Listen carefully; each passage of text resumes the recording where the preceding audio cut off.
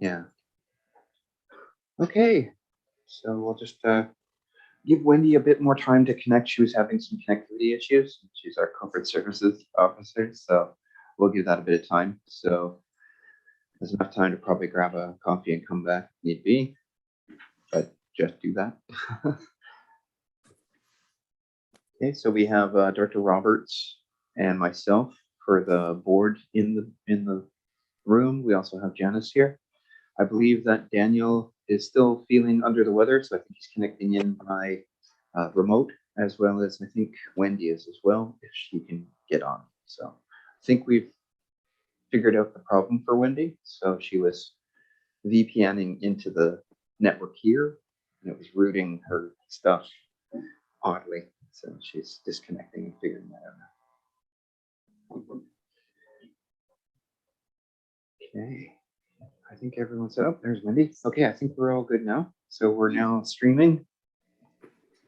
So we'll call to order at 1:31. I'd like to thank everyone for coming and state first off that we're conducting our business primarily based on the territories of the Hoopadgis and Shot First Nations, because that's where our main offices are set up. But we're also coming to you live from various Nuu-chah-nulth nations, depending on where we're connecting in from. And with that in mind, we'll turn now to a notice to the attendees that we're broadcasting this meeting as a hybrid meeting live on YouTube, but also it's embedded on the acrd.bc.ca website. So that's something that you can watch online. We don't, however, watch the chat on YouTube, nor do we watch the chat on Zoom itself. If there are any comments or questions that folks who are attending would like to send our way, we'd like it to be done by email. The email address is responses@acrd.bc.ca, and that would be the way to do it. We're conducting our business today in a hybrid model, which means that we have myself, some staff members, and another director here today. Our capacity is pretty limited to about 4 individuals on this side, and then we leave the gallery open for anywhere between 2 and 4 people, although there is no one here. So far, it's just myself and Director Roberts, as well as Janice and our new communications coordinator, Heather. And that is our next item here. I think the next item here is we have a new communications coordinator. I think I'd like to call Wendy to introduce her. Thank you. I am excited to announce that Heather Thompson has joined us as our communications coordinator. This is a new position for the regional district, so we're quite excited to have Heather join us. Heather has close to 2 decades of experience in communications, first as a journalist and now as a communications specialist. Heather is originally from Nova Scotia, but she has been calling BC her home for almost 25 years. She returned to the Alberni Valley to take on the news editor position at the Alberni Valley Times. Following that, she shifted to communications and began the next step in her career with the Huu-ay-aht First Nations. After 7 years, Heather decided to leave her role as communications manager with the Huu-ay-aht to take on this new challenge with the regional district. Heather has extensive experience with First Nations relations, working with the media and different levels of government and facilitation. Writing is her favorite part of what she does, but she also has experience community engagement, running meetings of every size, and online communications. Heather has a degree in journalism and a Bachelor of Science in Agriculture and Aquaculture. When she isn't working, you can probably find Heather outside, either in her garden or exploring the Alberni Valley with her wiener dog, Quincy. Welcome, Heather. On behalf of the board, I'd like to welcome you to the team. I guess our loss at Huu-ay-aht is our gain at the ACRD, so I'd like to welcome you. You don't have to say anything if you like, but I wouldn't mind if you turned on your mic just so the camera shifted to you. Thanks so much. Okay, so with that in mind, I do believe we have one item to add to the agenda. Is that correct, Wendy? And I'm not aware of any other items, Mr. Chair. Just the introduction of Heather was, yeah. Okay, great. If that's all it is, that makes it easy.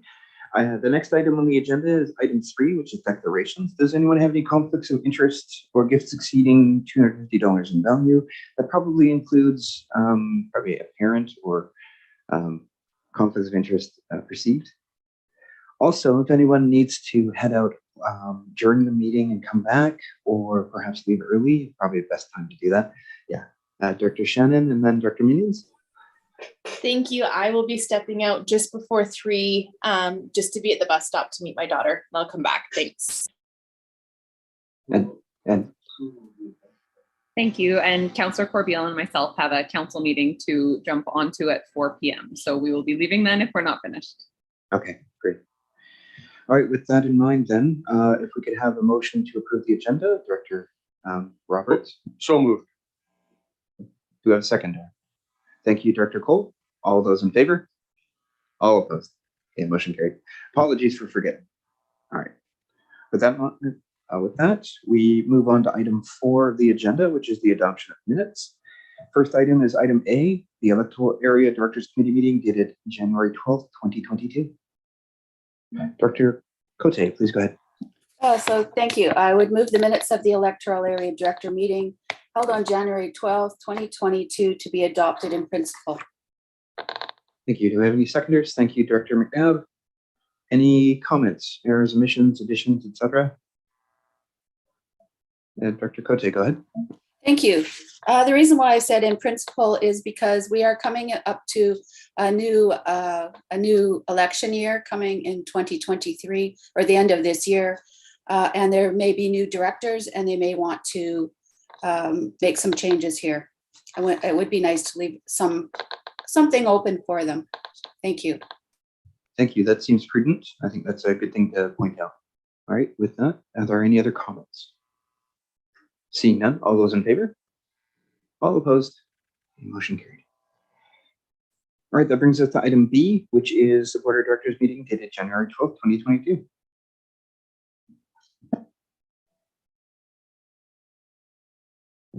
Director McNabb. Of adoption. Thank you. Do we have a seconder? Thank you, Director Beckett. Okay, and did anybody have any comments, errors, omissions, additions, deletions? Nope. Okay, all those in favor? All opposed?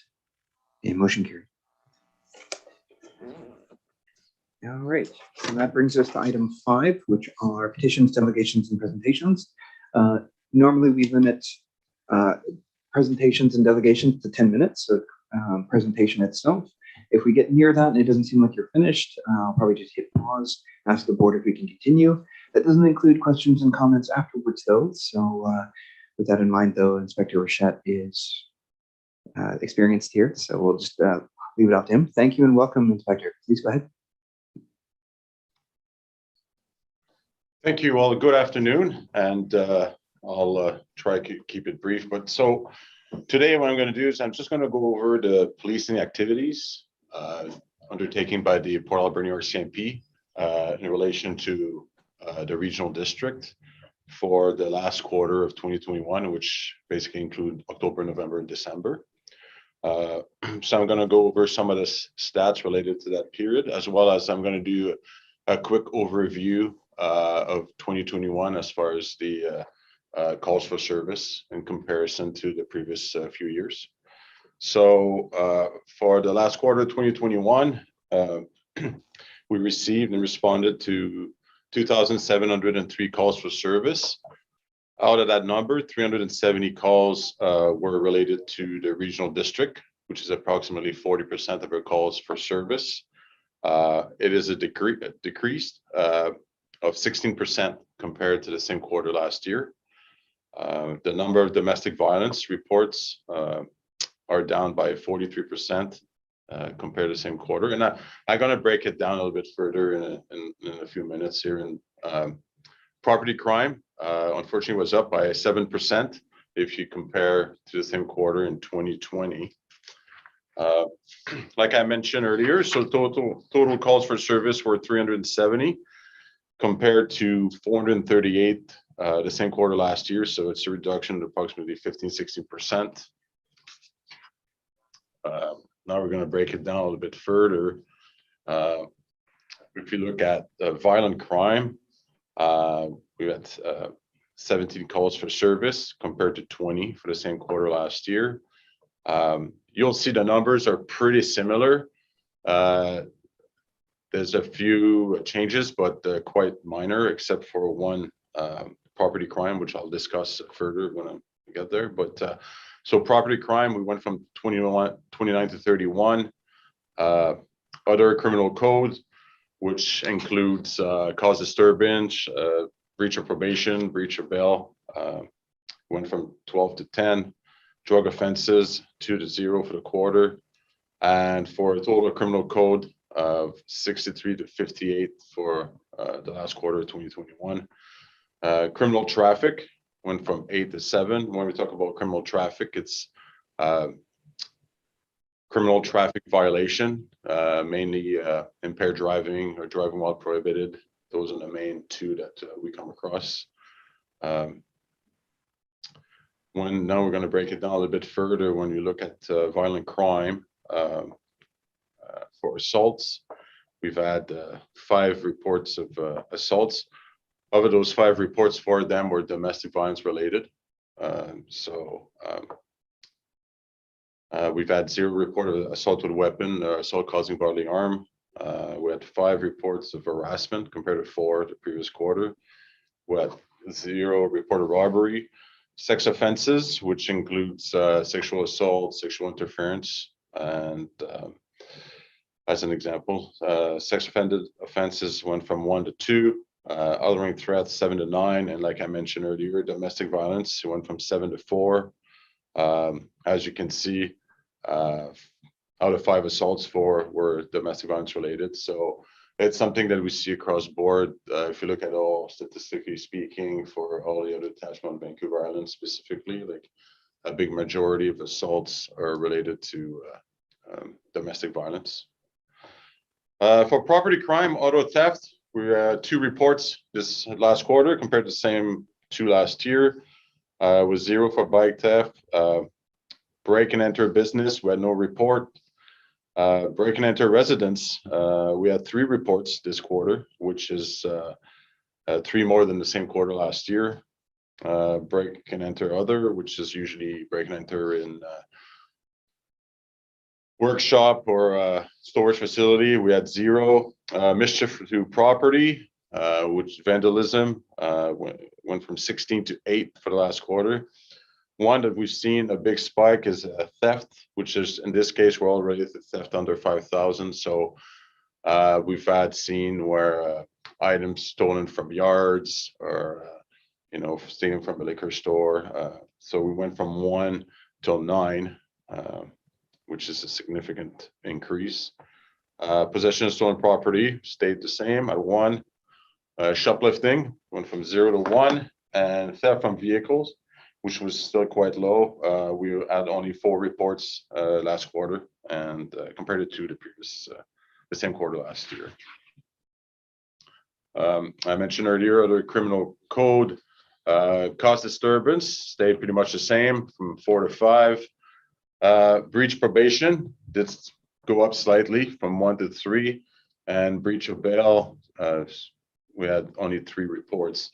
So when it comes for breach probation and breach of bail, we're trying to be quite proactive in relation to individuals that get released on conditions and or they're on probation. If they're released on conditions, they're on bail, and we get a list from the probation office, and we try to check, especially for curfew checks. We do probably 6 to 9 every night, done by our general duty members as well as our crime reduction unit officers. So we try to really stay on top of that and stay in touch as well with the individuals in question, and try to help them and work with different stakeholders in probation and mental health or addiction groups, or just to make sure that they don't reoffend, and try to end with a positive story in regards to what had transpired with us. For provincial statute, intoxicated in public, we've had no 0 report this quarter, and it was the same last year. I'm just going to quickly go over some of the statistics for 2021 for the regional district. When you look at total calls for service for the year, we had we had 1,826 calls for service, which is a reduction of approximately 18% compared to 2020. In 2020, we had 1,870 calls for service. When you look at violent crime, we did slightly go up from 81 to 86. Property crime, we went from 130 to 140. So as you can see, slight increases in for both. Other criminal code, as I mentioned earlier, breach probation, breach of bail, we've seen an increase and directly related to our proactive work in relation to managing offenders and preventing them from reoffending. Drug offenses, when you look at especially the last few years, drug offenses, it's mainly related to drug trafficking. When we go out with charges, we look at possession for purpose of trafficking more than a simple possession. And for total criminal code, we've seen a slight increase of approximately 7% from 287 to 306. Criminal traffic, slight reduction from 38 to 29. As well as I'd like to mention that I'm always asking a pass as far as like the number of prisoners that we do get in custody at the detachment on a yearly basis, and we're seeing a massive reduction.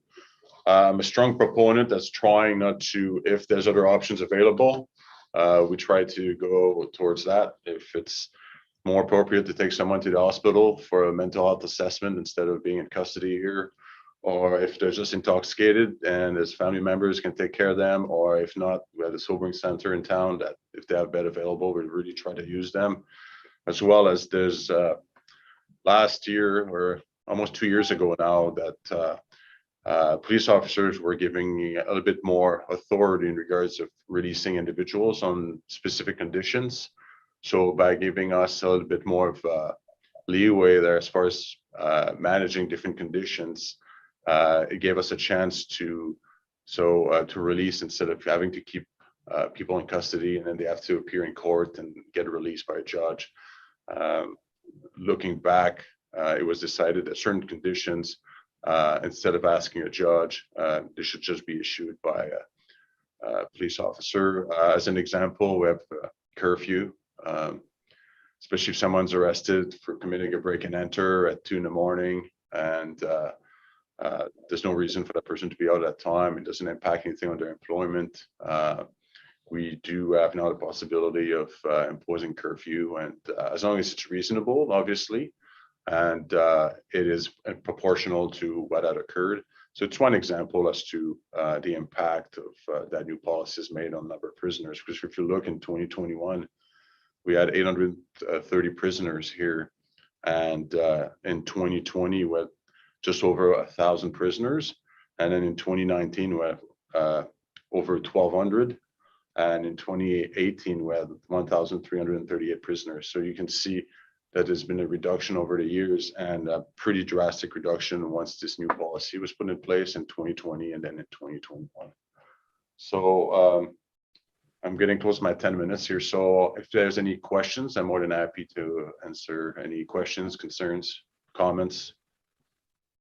Great. Thank you for that. Are there any comments or questions? Director Steer, please go ahead. Yes, thank you very much, Inspector. Recently, the District of Tofino, we've been in discussions with Minister Farnsworth on a public health and safety technical working group on alcohol policy. We're establishing quite a data set at this point, and I'm curious in your caseloads, if you see alcohol playing a significant role in your overall case volumes, and then maybe specifically if there are certain areas where you see an overall sort of increase, or if it is dramatically moved one way or the other over time, and specifically in maybe some of the more severe cases that you deal with.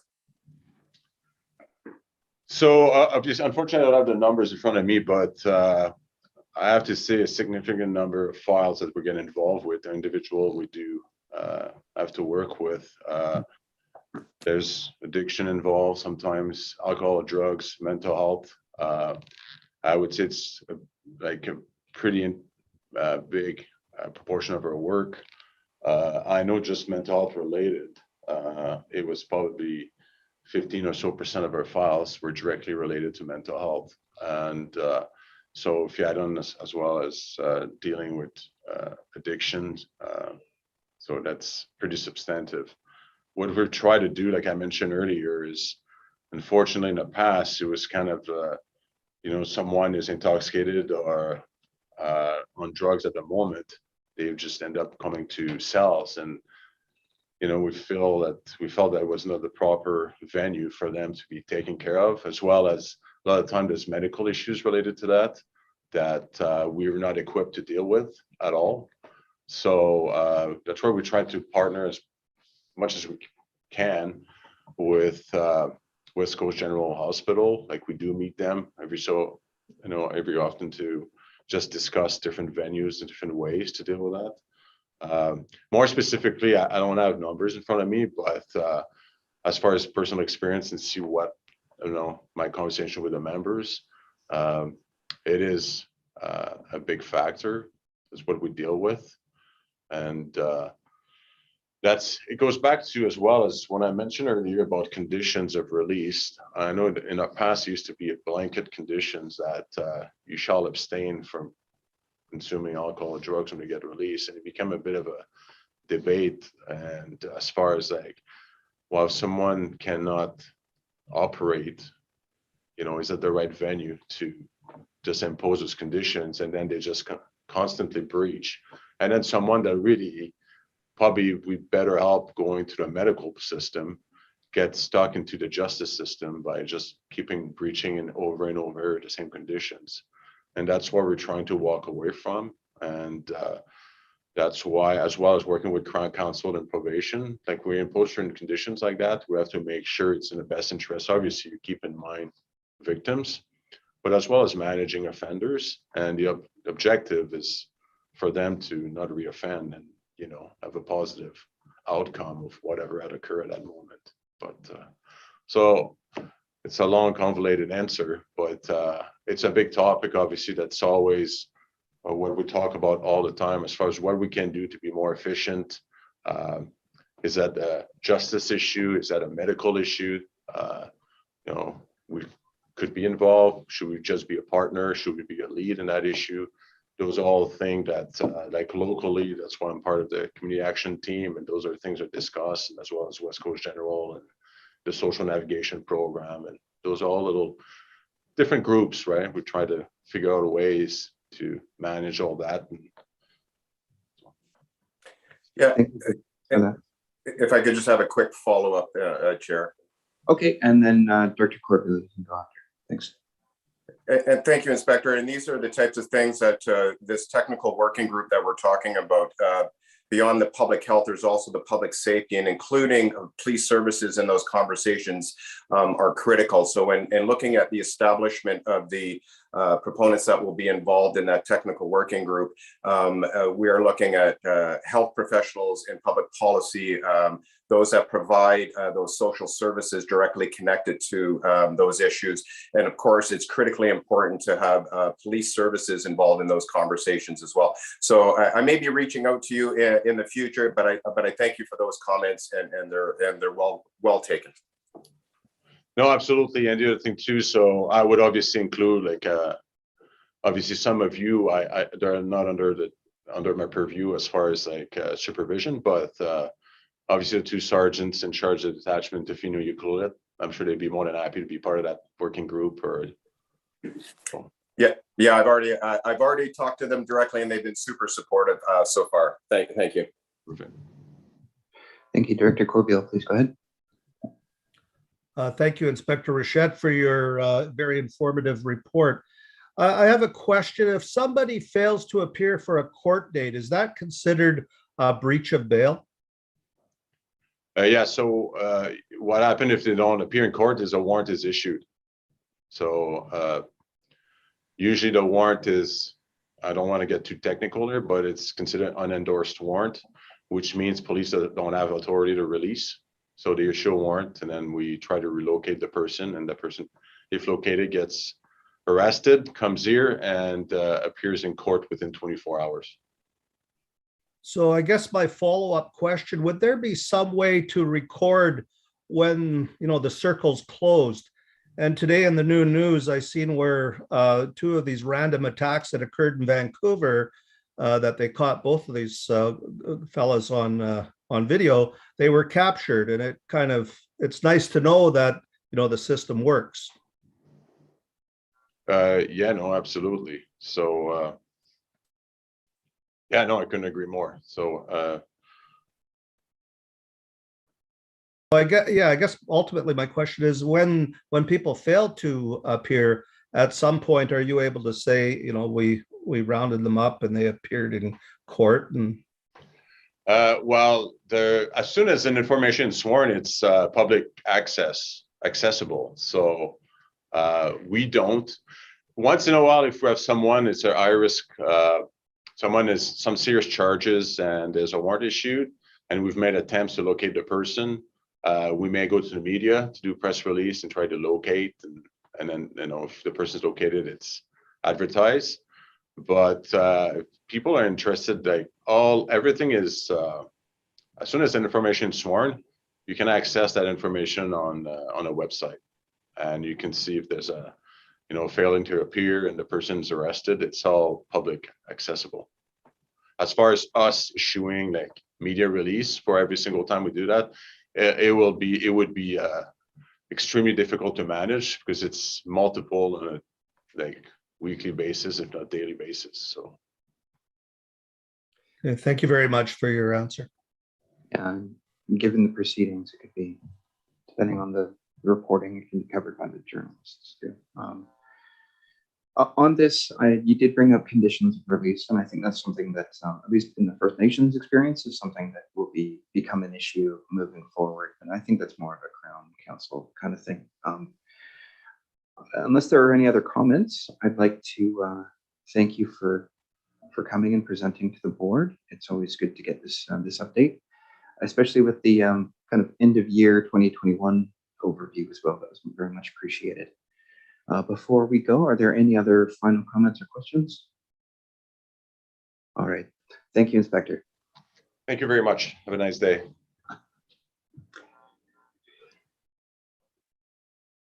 Okay, so that brings us to item 6, which is correspondence for action, of which there is none. And then we also have correspondence for information, which is 2 items, one from ICE-T and the other from the UBCM.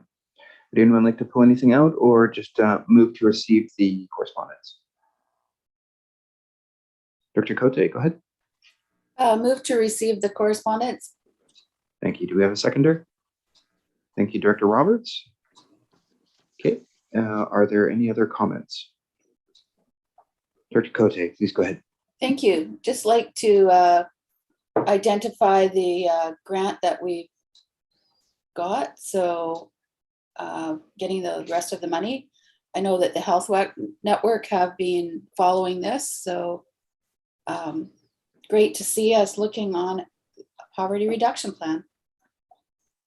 Thanks. Yeah, very much so. Okay.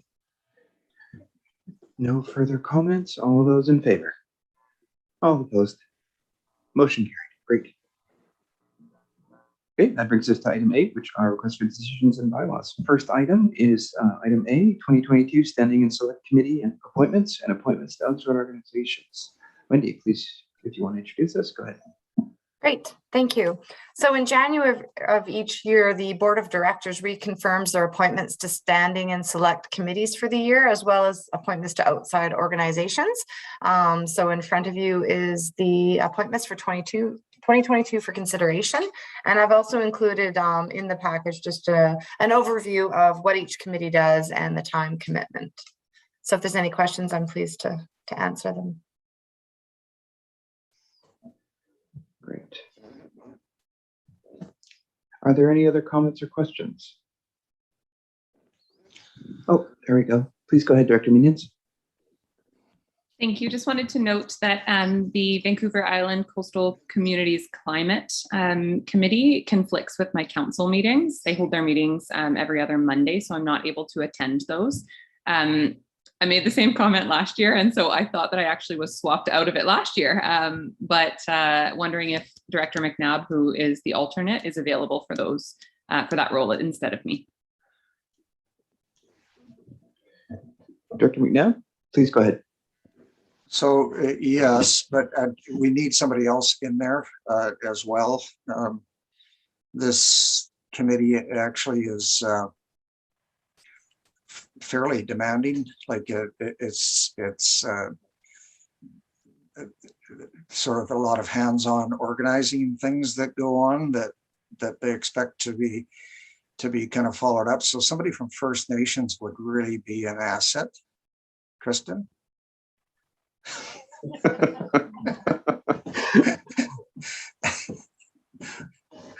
So with that in mind, that would be probably one of the changes that we want to do is we'll remove Director Minions from that. And Director McNabb, if you would take on the main one, would that be okay? Like the primary? Yeah, I have been attending all of these. I don't think I might have missed one, but they tend to be about a 2 to 3 hour meeting, and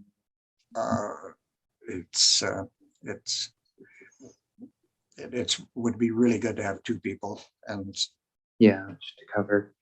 I do believe Director Johnson is full-time at the Toquon office, so I'm not sure if she can do the whole thing, but I'll let her speak for herself. But I see Dr. Cote. Please go ahead. Thank you. I wouldn't mind being at least the alternate on this. I did attend previous meeting for this, so.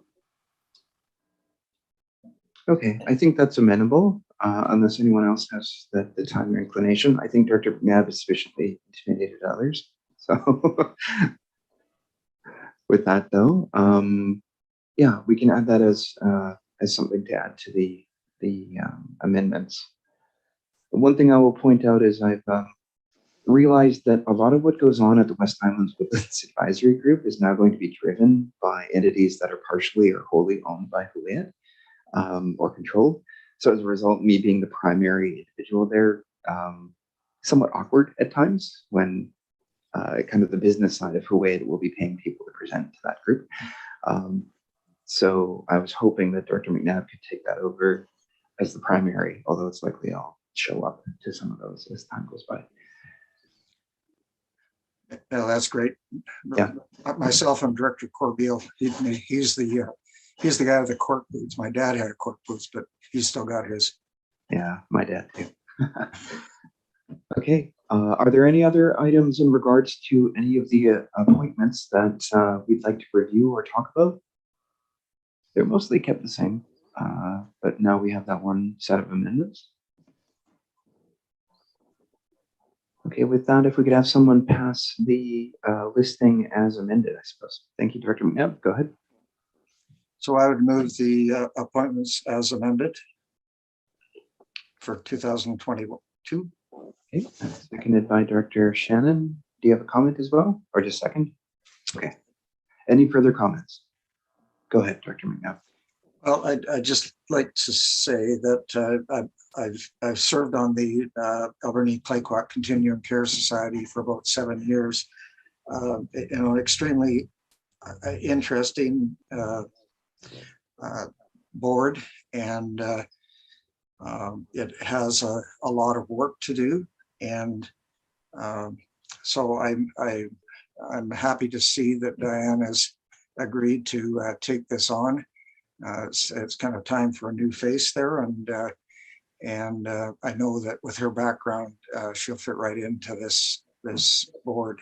So I'd like to thank all of the board that I've worked with for the last 7 years for their efforts and work and support. And it's not an easy job, but it certainly has to be done. So thanks to all. Thank you. As time goes by, it does seem as though the continuing care and related fields are going to be more and more important, and especially with how I think the economy is shifting as well. So definitely good work going on there. Okay, so with that in mind, I think that brings us to the next item. Do I need to do the vote? I think we, yeah. Oh. Okay, all those in favor? All opposed? Motion carried. Thank you. Okay, that brings us to item B, which is Agricultural and Development Committee, the updated terms of reference. Wendy, is that you? All right, Yes, please I go ahead. can quickly speak to this. So the Agricultural Development Committee is a standing committee of the regional district. Their terms of reference was quite out of date. So we worked with the ACRD agricultural support worker and the committee to update their terms of reference. They reviewed it on January 11th, and now it's submitted for consideration of approval by the board of directors. Great, thank you for that. Do we have any comments or questions, or can we entertain a motion? Dr. Shannon, please go ahead. Thank you. I was part of this. It's great to see the updates on it. And I'm happy to move the motion. There's not too much exciting about terms of reference, but if you want me to read it out, I will do so. I think it's sufficient just to say you'll move the motion as presented. We have a secondary. Thank you, everyone. Dr. Johnson. Okay, so with that in mind, are there any comments, questions? Seeing none, all those in favor? All opposed? Okay, motion carried. All right, that brings us to provincial grant threshold for homeowner grants.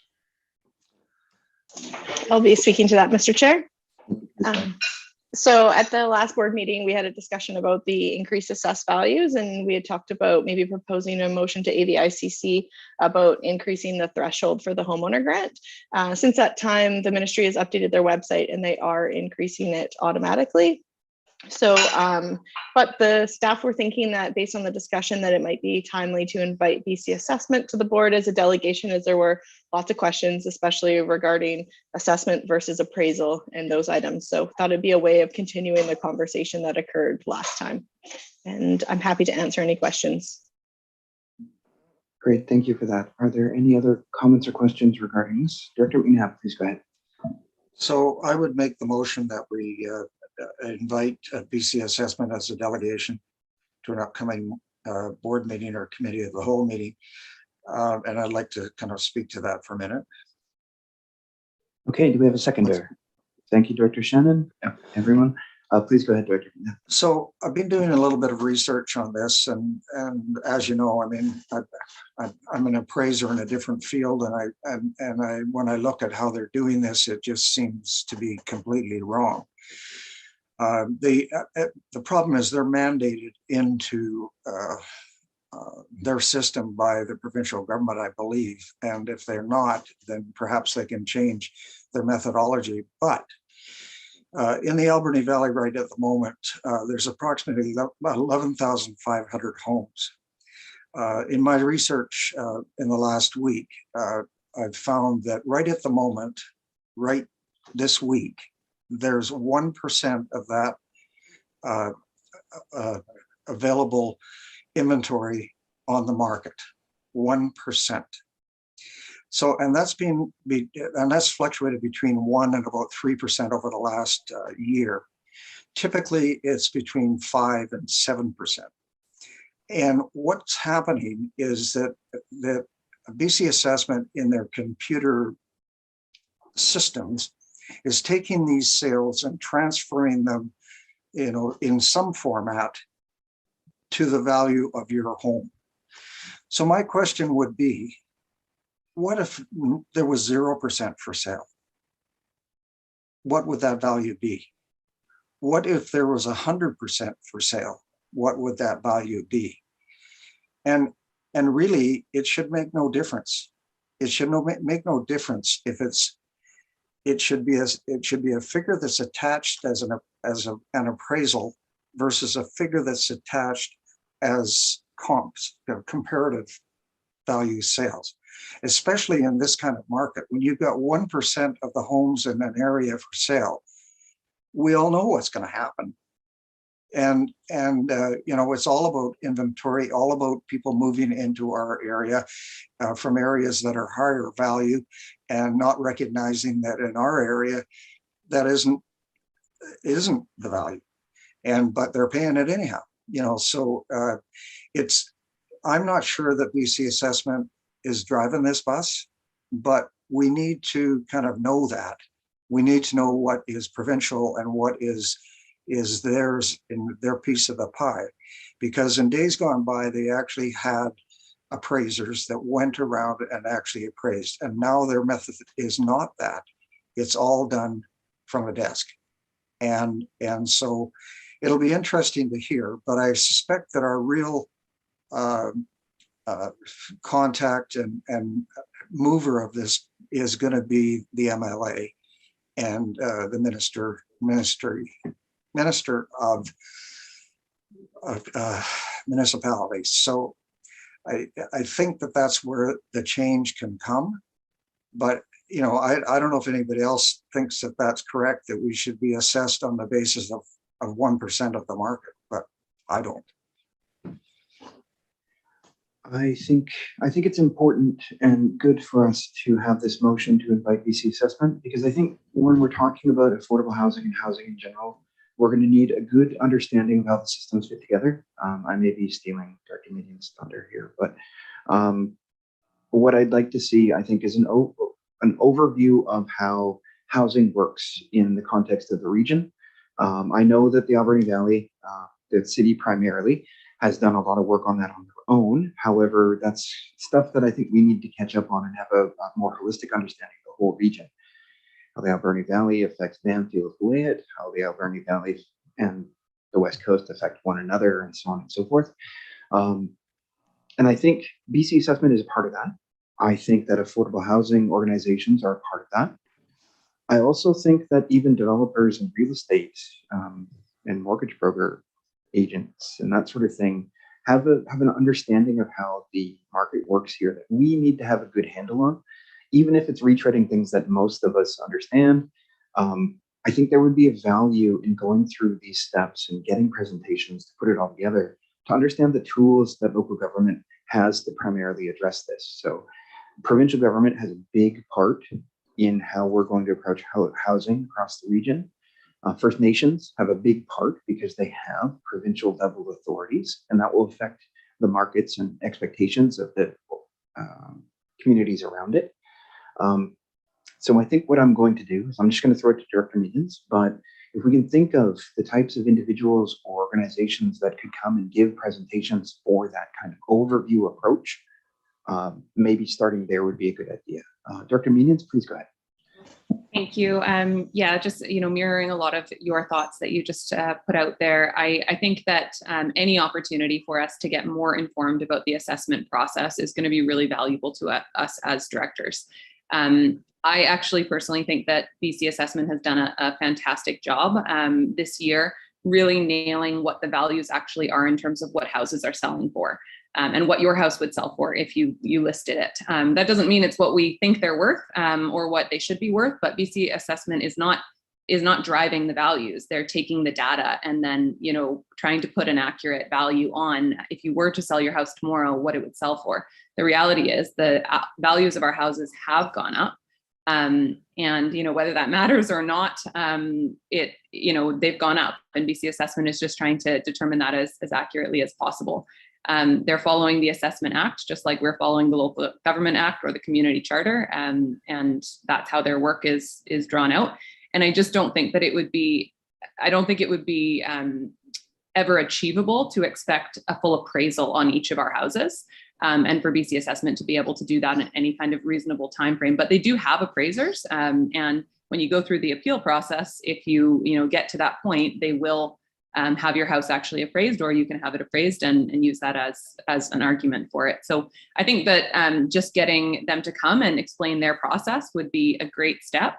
And then having that open dialogue from the city's perspective. We have met every year with BC Assessment at UBCM, and we've had them come to council as well to explain, how some of our values are changing when permits are pulled or when multifamily applications or zoning is changed. And I think from council's perspective, we've learned a lot through that and really gotten a better understanding. So I think for the regional district to have that as well would be great. And they've got some great resources online as well for anyone interested to check out some really simplified videos of how their process works. Thank you. Yeah, I think a lot of the desktop study will likely be part of what is presented by probably our own staff during the committee of the whole. I'm hoping to take a half day or multiple hours to go through this in a good conversational style with some strong fundamental conversations at the beginning. Yeah, I think this is a conversation that needs to be had and continues to be necessary for us to move forward, because the more we know and know how to communicate, the better off we'll be in having good conversation with our constituents in regards to the tools that we might want to use in regards to addressing housing affordability, as well as people who are at risk of losing their homes or being house poor, and so on and so forth. So I even think there's an instance of how do we deal with infrastructure and access to water and that sort of thing as well will affect that conversation, especially on the West Coast. Yeah, I'm excited, but also a bit intimidated because it sounds like more than half a day. So I don't think we're going to be doing this right away, but it's something that I'd really like to have a lot of preparation on in regards to being informative and something that people can come back to and watch online to learn, not just us, but citizens as well. Director Cote, please go ahead. Thank you. I really think that the appraisals and the market, the real estate market, is really skewed by COVID. It has really put a change into society, and because people are working from home, it really has opened up the door to the world. You not only have to stay in your community that you were working in, you can go outside, you can go outside the province, you can go outside the country if you want, and still maintain a job. And I don't think that's going to change that much. So I don't see a lot of change with what BC Assessment is going to say about the appraisals that they're bringing forward. But the thing that local governments especially are going to be needing to look at is how that's going to affect our communities and the people being pushed out of their homes. And that's exactly what this is bringing, because people can get a little bit of money for their house, and then where are they?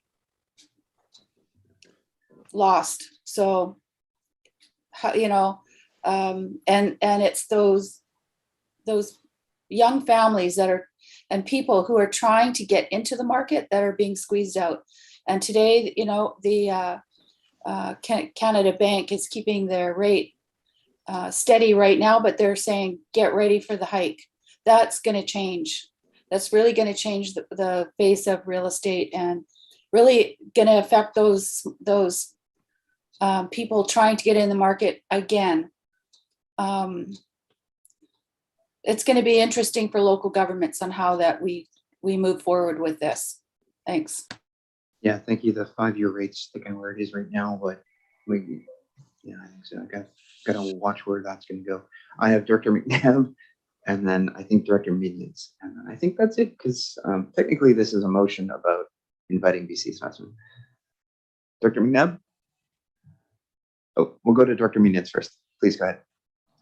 Thank you. I was just going to add that I think a really valuable piece for us as directors to also be informed on is the property tax deferral options available. Because that's what that's how this conversation started, was around property taxes. And if, people would be able to afford their taxes with assessment increases, although we all know that taxes don't increase at the same rate of assessments, but so I think that for the directors to make sure that we are all up to date on information around what options are available for people who need to defer their taxes.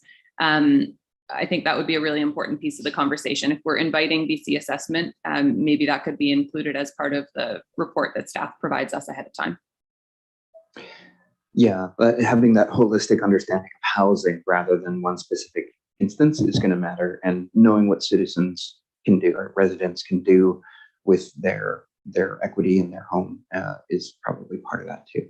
Dr. McNabb, please go ahead. So, I think with all that conversation, the one thing that gets missed in there is with 1% inventory, that means that 99% of the people, 99% of the homes in the Alberni Valley are not for sale. 99% of the people want to keep their homes. And that's why I think this method of assessment is skewed, because it shouldn't be based on 1% of the inventory rolling over and supply and demand on that 1%. And that's what it's based on. So, it is going to be an interesting conversation, and I really I look forward to it, because I've got a lot of questions, and everybody should have a lot of questions. Thanks. There's a strong agreement here. I think understanding what is measured and how it's measured and how things are weighted will matter quite a bit, because I think it's those marginal issues where we can start creating opportunities on those margins. So having that holistic understanding, not only through assessment, but also through development processes and how houses get built and how places get zoned, is something that all fits together. And I think there is a relationship between not just people who do have their houses on the market or not, because you do have people who are investors who are just waiting for the perfect time. And all of the incentives right now are hold on to your houses, because the value of those houses are going up faster than almost every other asset this side of crazy big stocks and that sort of thing. So I think understanding economic incentive will matter too. I don't know that we'll be able to get the chief economist of the TD Bank or anything to get over here, but I think there are desktop studies that Daniel or Terry could look at and maybe present some basic knowledge and understanding of things we should keep in mind. That being said, I think I'm belaboring the point, so I think I'm going to ask all those in favor of the motion to, oh, it has been, and all opposed? Okay, motion carried. Thank you very much. Okay, that brings us to the next item, which is the ISIP grant application. So this is for the West Banfield transmission line. I don't know who's speaking to it. I see Jenny, so I assume it's her. Please go ahead. Thank you, Mr. Chair. So this project was identified as a high priority for replacement. In mid-2019, we had a failure of the transmission line to West Banfield. We have been looking for grant money. We have made application for this project in the past. It has not been successful. With construction costs on the rise, we have gone out to get a new cost estimate for this grant application. And so we are looking to submit a grant application of $1.175238 to help do the full replacement for this water line. We will continue to look for funding for this. At the recent electoral area committee, where we were looking at allocation of community works funding, there was $500,000 that the committee is supporting for 2024. But in the interim, we're going to see if we can't find other sources of grant funding. This grant is closing on February 23rd, and if supported by the board, we will create a resolution to support that. Great, thank you. Dr. Beck, did you want to? Yeah, please go ahead. Thank you, Chair, and thank you, Jenny. I'd like to make the motion that the Alberni-Clayoquot Regional District Board of Directors direct staff to submit an application for $1,175,238 to fund the West Banfield submarine transmission line replacement through Investing in Canada Infrastructure Program, ICIP, Green Infrastructure Environmental Quality Grant. Thank you. And seconded by Director Cote. Are there any comments or questions? Okay, seeing none. All those in favor? Oh, sorry, Director Shannon, I didn't see that. Please go ahead. Thank you. I just had a question, and maybe I misunderstood when Jenny was explaining it. But this is the one we've applied for before and we're not successful.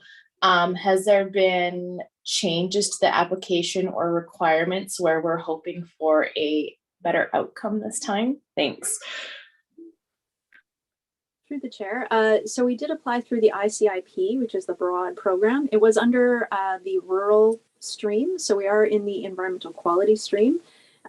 Typically, and the response that we got back was that it was just overprescribed, and there was a lot of people who had applied. So we have updated the grant application with feedback, but we think it is a strong candidate, and we're hopeful it will be successful. Great. Are there any other comments? Okay, seeing none. All those in favor? All opposed? Motion carried. Great. All right, that brings us to the next item, E, award of West Coast Organic Processing Equipment Supply, Install, and Support. Please, welcome, Paulo. Please go ahead. Thank you, Chair, and good afternoon, everybody. Through you to the group. As you know, we're working through large capital works at West Coast Landfill this year to put together large upgrades for the tipping wall, as well as organics composting facility at that site as well. This is the first RFP that you're seeing here. This is for technical procurement, so all the devices that we'll need to actually perform the organics work. We did issue that out early in December to try to take advantage of as much lead time as we could to get equipment and all that sort of thing ordered in. We had 2 submissions come back in that were received from Transform Compost Solutions and Sustainable Generation, both very experienced in organics processing. Upon evaluation, the high-ranking group was Transform Compost Systems with an evaluation score of 89 out of 100. And they were also the low-cost provider at $448,000. And as you've seen here, we've compiled a quick bullet list of just the equipment that we're going to be getting to actually process the compost material.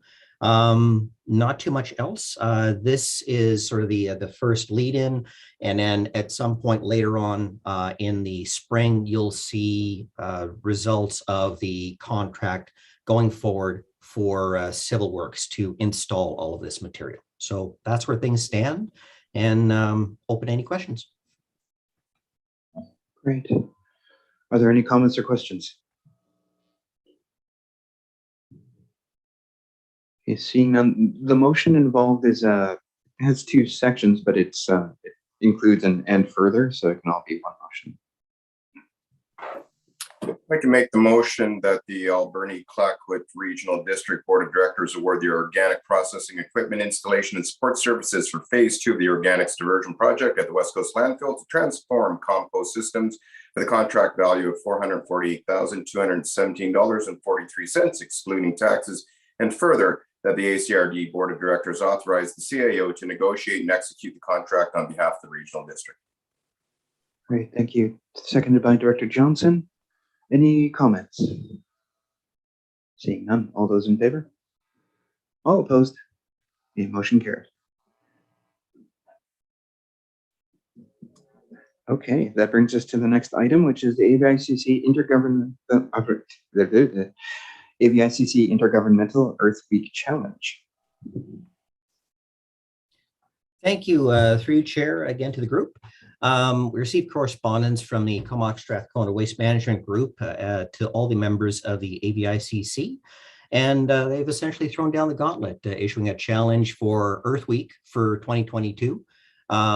Second time it's been done from last year and all that sort of thing. So what they're doing there is the goal is, as you can see, of the challenge is to conduct or sponsor the cleanup of illegal dump sites in efforts to raise awareness of this form of pollution and promote cleanup in multiple communities all around the island. So for context, ACRD, we typically support these cleanup of these events either through organizations that are doing coordinated cleanups, such as Surf Riders, such as Central West Coast Forest Society for the Kennedy Lake cleanup event, as an example. There are other groups that'll get tipping fees waived as well, much like these, in the case of, say, cleanup of the Alberni Trailhead Inlet, things like that. So that's how we support that. Typically. And in 2021, we just got some prelim numbers there. Out of the 9 groups that worked throughout the region, 19 tons of material were cleaned up and were either recycled or properly disposed of at the landfill. So takeaway is it's recommended that the ACRD support this goal and be authorized to participate in the challenge. And that's about it. Any questions, please let me know. Okay, comments or questions? Dr. Roberts, please go ahead. I would like to make that motion. I'm quite well aware of the cleanup that is being done on the West Coast through the Central West Coast Forest Society and also Surf Rider Foundation. So it's really a worthwhile group that are doing these cleanups, and I'm happy to accept the intergovernmental earthquake challenge. And I would make the recommendation that the ACRD Board of Directors authorize their participation of the ACRD in the Intergovernmental Earthquake Challenge and continue existing levels of support to the local community groups for illegal dumping cleanup during Earth Week and throughout 2022. Do we have a seconder? Director Cote, do you second as well? Yep. Okay, please go ahead, Director Cote. Thank you.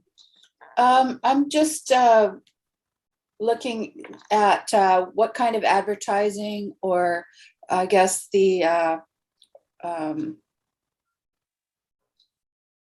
services that would oversee this would be coming forward with a program or educational session going out to the community on what we can do with this, how this challenge will affect us, or I'd like to know a little more about it. Or I think in the past we've offered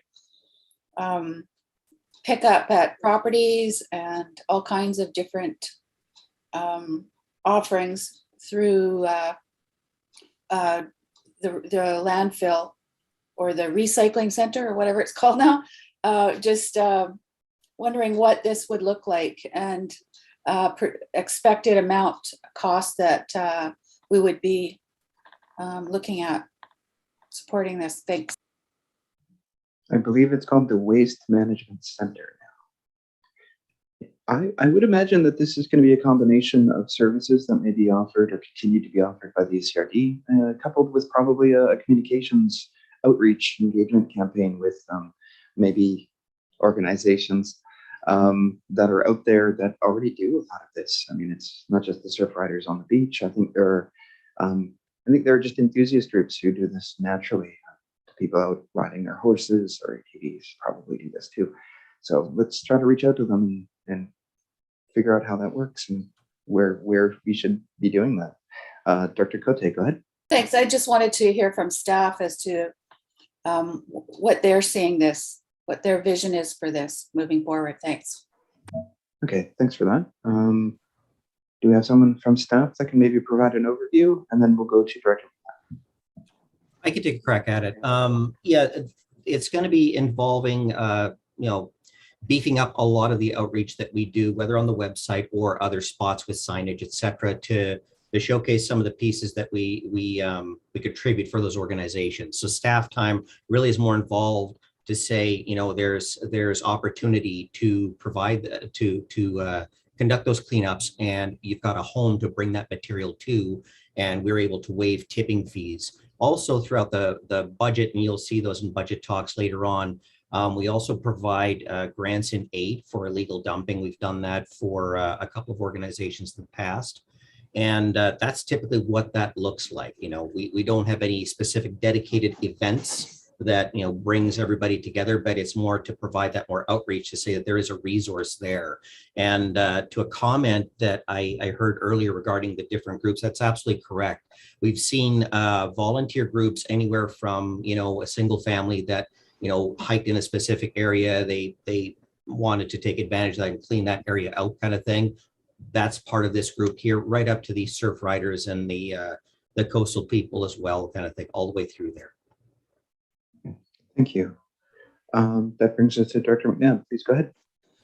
So I'm glad we've got a manager of speaking right, because I can see that the way we put this out might encourage some people to actually dump their junk in the bush so other people will collect it. So it's I think a bit of a challenge to get it so that we're actually solving the problem and instead of making the problem possibly worse. Thank you. Thank you for that. I think, yeah, we'll have to think about how the messaging works and then make sure that we're not providing those kind of odd incentives. I think that's a good thing to note.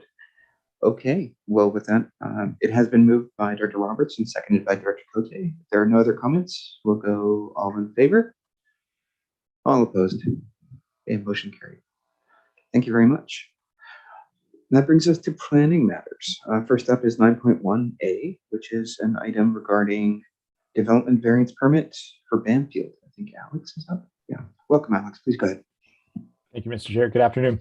The first application we have relates to a Strata Lot 63 property in the Haggards Cove development in the Banfield electoral area. This is a development variance application to reduce the required lot width in the R1 district from 60 feet to 52.5 feet and to reduce the front yard setback from 25 feet to 15 feet to legalize the siting of the two existing cabins.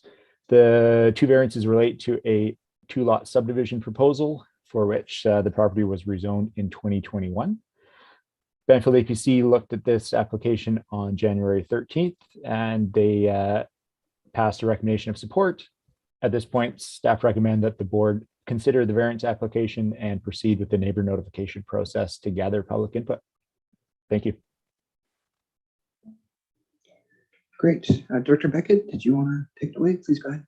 Thank you very much, Mr. Chair. I'd like to make the motion that the Board of Directors considers issuing development variance permit DVA 21011, subject to neighbor notification as per Local Government Act S499.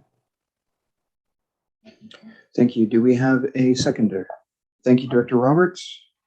Any comments? It's relatively straightforward.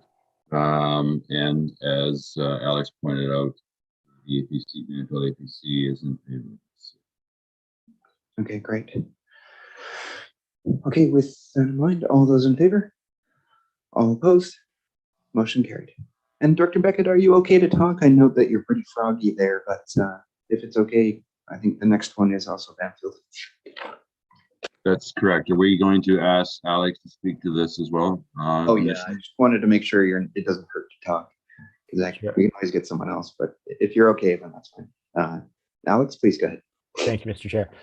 This next application is a parcel frontage waiver application for a proposed 13-lot subdivision of a 17-acre property located on South Banfield Road.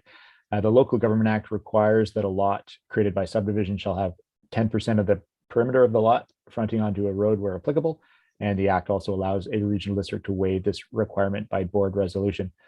So with this application, proposed lots 6 and 7 on the subdivision layout do not meet that minimum 10% frontage requirement, and the applicants have applied for a waiver. The subdivision proposal complies with the policies of the Banfield OCP and meets the minimum requirements of the zoning bylaw, and the two 10-meter wide panhandle accesses will appear to provide safe access to both of those lots. And again, the Banfield APC reviewed this on the January 13th and passed a recommendation of support. Happy to answer any questions. Thank you. Director Beckett, please go ahead. Oh, you're muted. You muted yourself. There, thank you, sir. I'd like to make the motion that the Board of Directors waives the 10% road frontage requirement for proposed lots 6 and 7 as per subdivision plan lot 1, section 18, township 1, Barclay District Plan 38260, except part in plans 45043, 46428, 47590, and EPP 63000. Great. Thank you for this. Director Shannon seconds. Any further comments? Seeing none. All those in favor? All opposed? Motion carried. All right, Dr. Corbeil, you don't have to vote. I think it's just EA directors only. But thank you. That brings us to item C, which is a Long Beach item. Please go ahead, Alex. Thank you. This is a temporary use permit application to allow for the construction of an accessory dwelling unit as a short-term vacation rental on the property located at 1360 Smithdale Road in the Port Albion area of Long Beach. The applicant resides in the single-family dwelling located on the property and intends to rent the cabin seasonally as a vacation rental. I will note that the current zoning regulations require a 2.5 acre minimum lot size for an accessory dwelling unit in the South Long Beach OCP area. The applicant intends to construct the ADU to align with the proposed policy updates to the zoning bylaw and OCP that would allow for an ADU on this property in the future if adopted as currently proposed. So staff have just identified that the applicant would be required to bring the property into compliance with the current regulations at the expiry of the temporary use permit if the proposed zoning amendments are not adopted by the board as part of that zoning bylaw review process. So just wanted to highlight that fact. Long Beach APC considered this at a meeting in December where they passed a recommendation of support. And at this point, staff recommend that the board consider the temporary use permit application and direct staff to proceed with the neighbor notification process. Happy to answer any questions. Thank you. Thank you for that. Is there any questions? Dr. Roberts, did you? Oh, Dr. Cole, please go ahead. I know I don't have a say in this at all, but this is normally where I speak up and speak to how short-term vacation rentals and lack of housing for residents, for workers and people who are required on the West Coast to keep the wheels rolling are in very short supply, and that temporary use permits for short-term rentals are something that we are really steering away from in the district of Ucluelet for those reasons. Okay, thank you for that. Any further comments? Dr. Roberts, please go ahead. Yes, thank you for that. Thanks, Alec, for that. And I appreciate Director Cole's comments as well. The intent and purpose with this property owner is to actually change the zoning in the future. They're just doing a temporary permit now, and they look to, I believe, have it as part of a rental property in the future. Is that not correct? Yes, that's correct. At the APC meeting, the applicant noted that their intent was to operate it as a short-term rental over the near future, and then eventually, as he gets older, to transition to a more long-term residential use of that cabin. Yeah, thank you for that. And with that, I'd like to make the recommendation that the Board of Directors consider issuing temporary use permit TUP 21003, subject to neighbor notification as per Local Government Act S 494. Thank you for that. Do we have a seconder? Thank you, Director Beckett. Okay. And do we have any comments? Dr. Cote, please go ahead. Thank you. So it's my understanding that something that is a short-term vacation rental, purpose-built, would be the purpose of it? Could there be long-term rental in it? Yes, there could. The zoning allows for long-term rental of an ADU. Yeah. So long as it doesn't have a specific, you can only be here for 6 months or that type of covenant, or? That's correct. Okay, thank you for that clarification. Any further comments? Okay, seeing none. All those in favor? All opposed? Okay, motion carried. Thank you. All right, that brings us to item D, Sprout Lake item. Alex, please go ahead. Thank you, Mr. Chair. This is a covenant amendment application for the Sprout Lake Marina property located at 10412 Lakeshore Road. The covenant registered to the property currently allows for up to 10 dwelling units, and the applicant intends to construct up to 16 units across 3 multifamily attached buildings that would be located on the north side of Lakeshore Road. The Sprout Lake APC supported the current 16-unit proposal at their meeting on January 10th.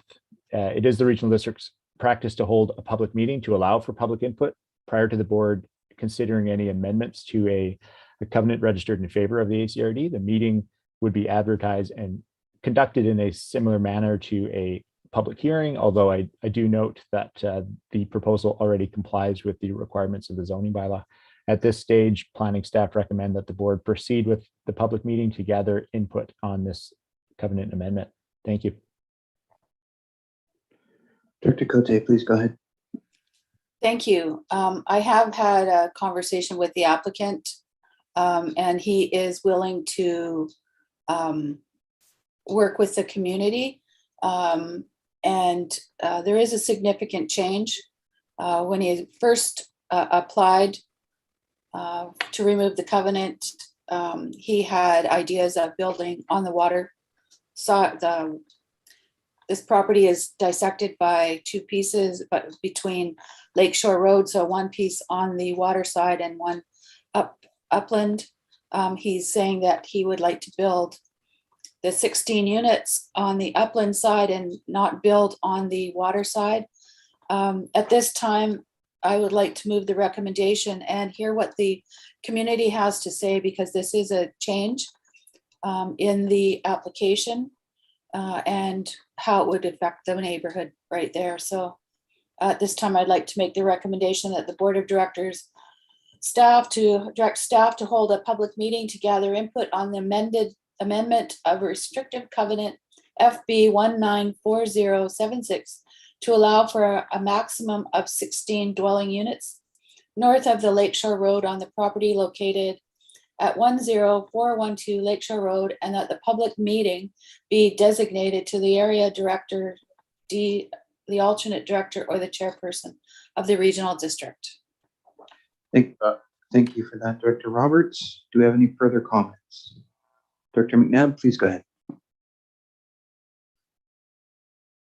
I'm just looking at this picture that's in this file and hoping that it's an old picture and that the docks that the merge that we talked about 3 years ago as actually being removed. Is that correct? Because on Alden Road, there's a road right away that extends down for public access. And we years ago thought that moorage should be removed. Yes, I can give some history on that.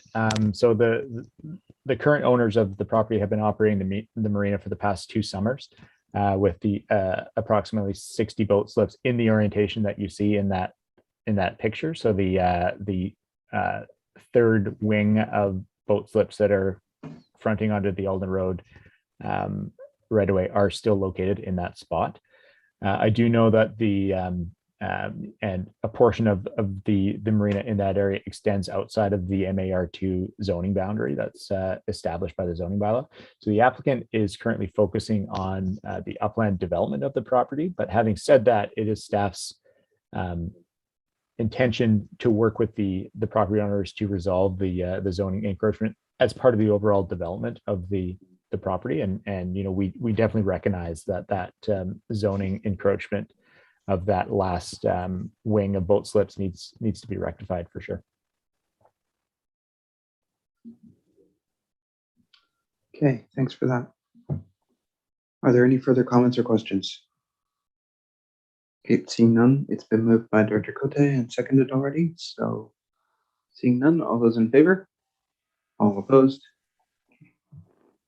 Motion carried. Okay, that brings us to the next item E, which is a Beaver Creek item. Please go ahead, Alex.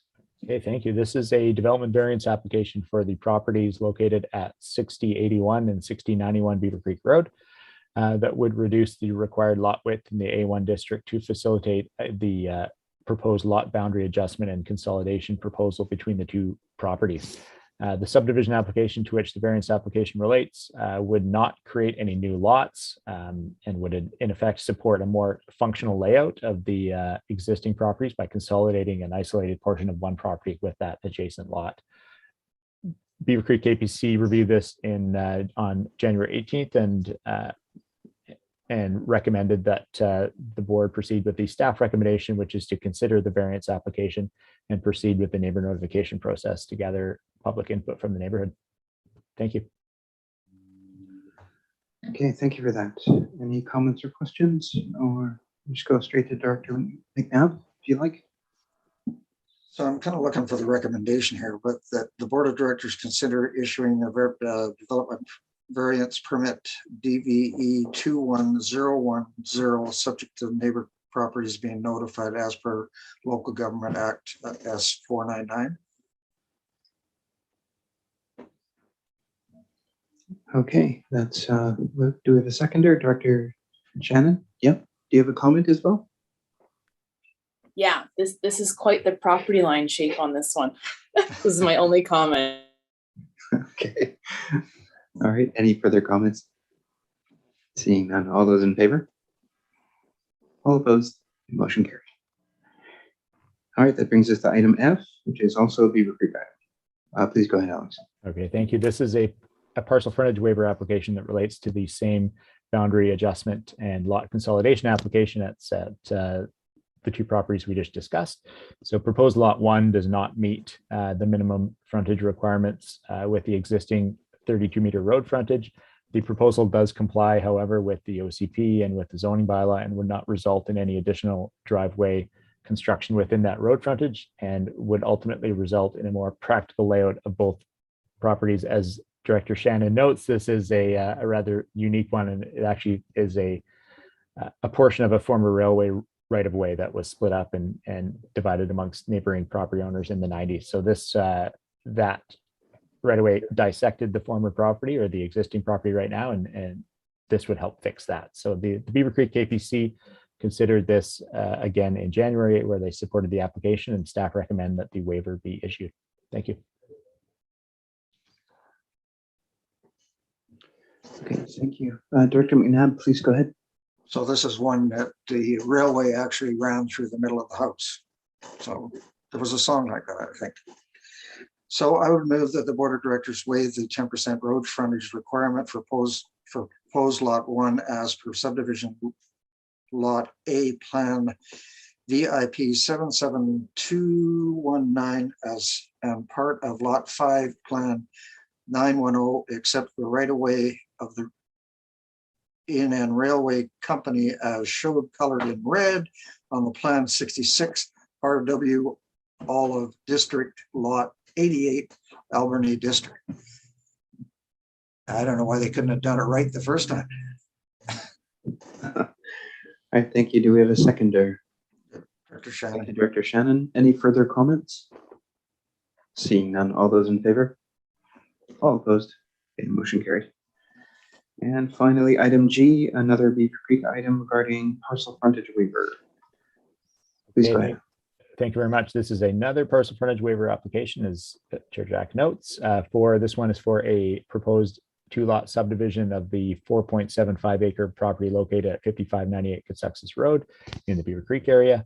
Proposed lot 1 with the panhandle access to the rear of the property does not meet the 10% minimum frontage, and the property owners have applied to waive that as part of the subdivision requirements. Again, with this application, it complies with the OCP and the zoning bylaw. It was just recently we have just recently replied to the ministry on this, and the frontage waiver would be one of the last conditions that needs to be met. The property owners intend to access the property off of Tomswood Road, where the existing driveway would bisect a portion of the panhandle. And I just know that the applicants do not intend to primarily access the properties from Kitsuxis Road, as there are some challenges in topography at that corner of Kitsuxis. Beaver Creek KPC supported the waiver application at their last meeting. And again, the staff recommendation is to issue the waiver. Thank you. Okay, thank you for that. Director McNabb? So I would move that the Board of Directors waive the 10% road frontage requirement for lot 1 as per subdivision plan block 7 district lot 20 Albany District plan 894. Thank you. Do we have a seconder? Thank you, Director Cote. Any further comments? Seeing none, all those in favor? All opposed? Okay, motion carried. Okay, so that brings us to nearly 3 o'clock. So I think what I'd like to do is entertain a bit of a recess for a bio break. So if we could come back at 3:05, if that's possible. Yeah. But we'll see if that happens. Sometimes they line up. So I'll let you know, hopefully about a day in advance. Dr. Bodner, please go ahead.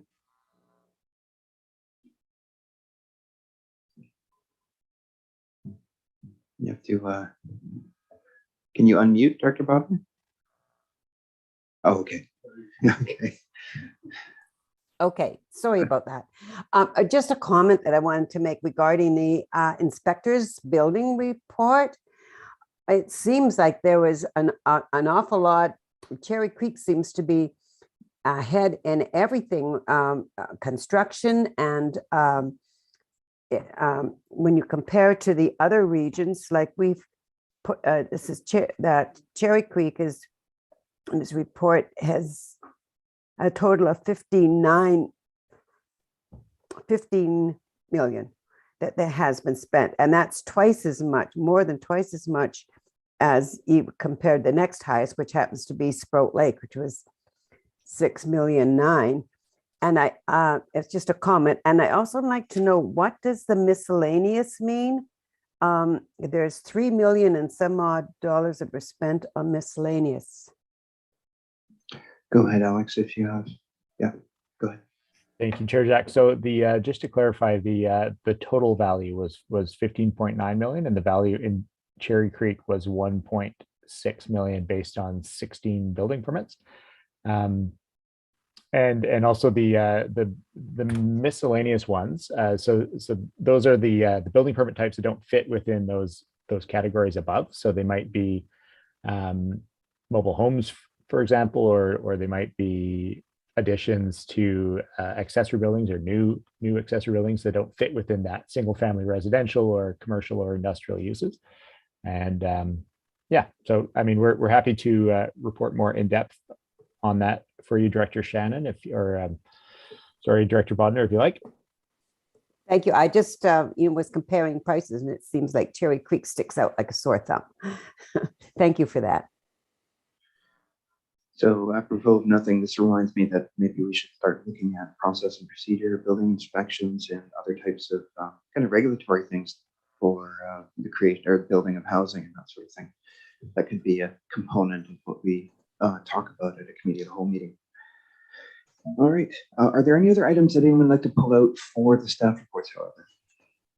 If not, we could entertain a motion to receive them. Dr. Roberts? Yeah, through the chair, I just would like a little more. I've read the report on the West Coast Transit Service implementation date, and I wonder if there's anything more that that Eddie can update us, or Jenny for that. Sorry, Jenny, I see you sitting there. If you can update us a bit on that and tell us where it's actually going. Please go ahead. Yes, so we're planning to put together a much more comprehensive report for the West Coast Committee for the early March meeting that's coming up. Right now, we just really felt that it was an important update since we heard from Transit that we're delayed from September to January, so that's another 4 months. Because you will see that reflected in the financial plan deliberations as we work through that, because the service won't be starting at all, or we won't be financially planning to have the service start in 2022. So Eddie's working on a report that he will provide for more detail for the West Coast Committee. Okay. Could we have a motion to receive the reports, please? Thank you, Director Roberts, seconded by Director Beckett. Any further comments? Seeing none, all those in favor? Motion carried. Okay. That brings us to no committee reports quite yet. Next time, and member reports. That brings us into 911 Corporation. Dr. McNabb. Our meeting is on Friday, so no report at this moment. Other than that great letter that was sent around by Daniel with regards to the Rogers towers along Tofino Highway, which is absolutely awesome. Yes, yes. Actually, I think that's something that maybe as a part of other reports, if Daniel, if you wanted to give us a quick review of that, and then that would be great. Okay, that brings us to item B, Vancouver Island Regional Library. Dr. Cote. Thank you. Meeting is on Saturday, so no report right now. Great. Okay, Alberni Valley Chamber of Commerce, Director Munoz. Thank you. The Chamber of Commerce Board is working right now on updating their strategic plan. So that's an ongoing process. They have Teresa Kingston facilitating, and they have one more group meeting, and then probably we'll have kind of a preliminary document to share. So looking forward to being able to bring some information on that. Great, thank you. That brings us to Air Quality Council, Director Bodnar. Thank you. There hasn't been any meetings this year yet. Our first meeting will be on March 3rd, so there's nothing to report right now. Thanks. West Coast Aquatic, Director Steer. Yeah, no meeting, no report. Sensing a pattern. AVICC, Dr. Cote. Thank you. Just wanted to bring the attention to Kel Roberts is putting his name forward, nominated for the electoral area director for AVICC executive. And thank you for that, Kel. The deadline for that is this Friday. Also resolutions, that's the deadline for that as well. And I don't see any resolutions coming forward from our regional district, so great. Okay. Meeting, I have a meeting for the budget on Friday. Thanks. Dr. McNabb, did you have a question or comment? Just with regards to the signatures on Cal's application there, or have we got them? Did you sign that today, John, or? I am planning on doing that, yes, and we have. Okay, and is there a second one? Somebody else has done it? Yeah, Dr. Shannon's going to come in tomorrow. Okay, just so it's done, so. Dr. Minions, please go ahead.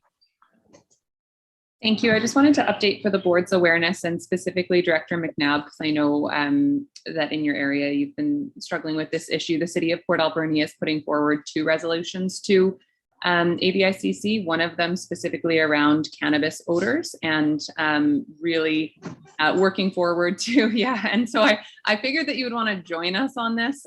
So, I was intending to connect with you directly, John, but on specifically asking Health Canada to properly resource to be able to deal with complaints, to take it off of the plate of municipalities and regional local governments. So we know that it is a federal issue, but we hope that if we can bring it all the way up to UBCM, then UBCM can use their powers to work with the province, to work with the federal government. So it's a bit of a different approach than has been put forward around cannabis odors in the past. And then our second resolution is around affordable and supportive housing. Okay, thank you for that. I'm wondering if that could just be distributed to all the directors, just the nature of that, just have staff. Yeah, I can definitely send it out. Okay, that'd be great. Okay, any other AVICC items? Dr. McNabb, go ahead. Just to say on that problem is going to get worse instead of better because of the economy of scale of cannabis production. It makes way more sense to produce it in a smaller amount now than it does in a larger amount. And so these small production things, which are going to be in the middle of everything versus a production plant that may be located away from everybody. So it's a really good move forward to ask the federal government to get on it. Yeah, that economy of scale item is really important because if they're large enough, they can probably afford to install something to mitigate the smell. But it's the problem is that right now it doesn't make any sense to produce it in the large amounts because it's not cost effective. It's only cost effective in smaller productions. So that's why it's going to end up in neighborhoods. Dr. Minions, go ahead. Thank you. And I don't want to get too much into the details off track of what we're on today, but completely agree. And I want to be clear that the city has really tried to encourage new facilities to open up. We are really targeting the previous type of licensing that existed around personal grow licenses and asking Health Canada to monitor those facilities because they typically have no, filtration whatsoever.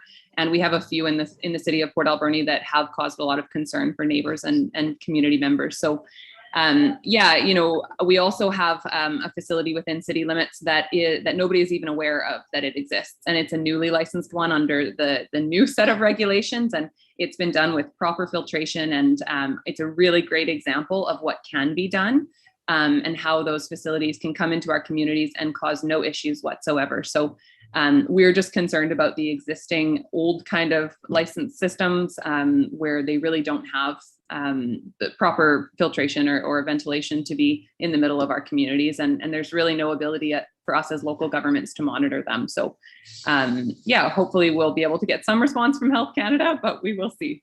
Thank you. Great, thank you. Okay, so that I think that brings us to the next item, which is the Beaver Creek Water Advisory Committee. Director McNabb?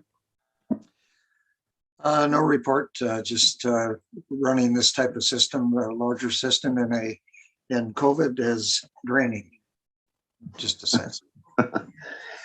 That brings us to West Islands Village Advisory Group. No reports. And the Agricultural Development Committee, Director Shannon? Thank you.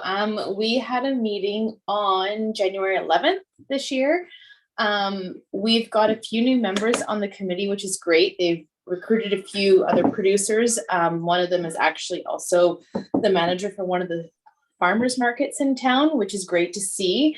We had our new CAO join our meeting to see what was it about. So that was fun to have Daniel there.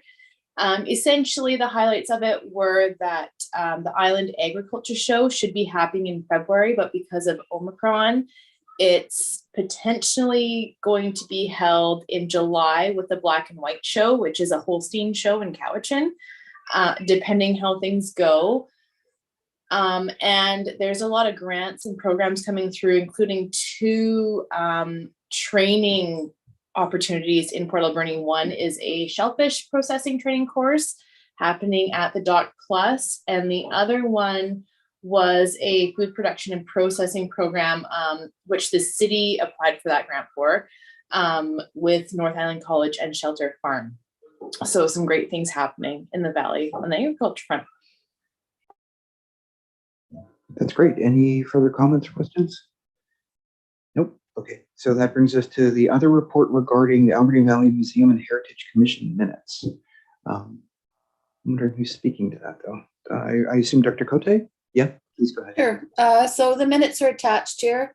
It's good to see that we have a new member, Ed Ross, joining us. So that's great. And working on heritage for our area. So minutes are there. Thank you.